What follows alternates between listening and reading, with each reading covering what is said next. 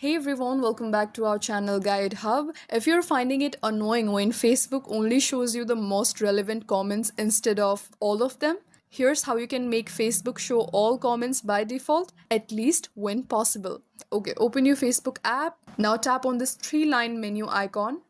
Scroll down and go to Settings and Privacy. Choose Settings from the list. Now scroll down and find this option called Followers and Public Content.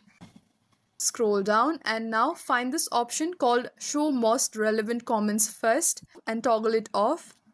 From now on, people will see your post comments in chronological order, which means most recent first instead of filtered. Now here's the catch. If you're browsing someone else's post or a public page you don't manage, Facebook won't let you change the default permanently.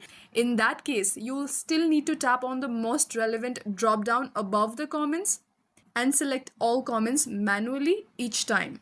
And that's it. For your own posts and pages, you can make Facebook always show all comments by default. For other people's posts, you'll just have to switch it manually. Simple, right? If you like this video, please give it a thumbs up and subscribe for more such tech tips. Thank you for watching and I'll see you in the next one.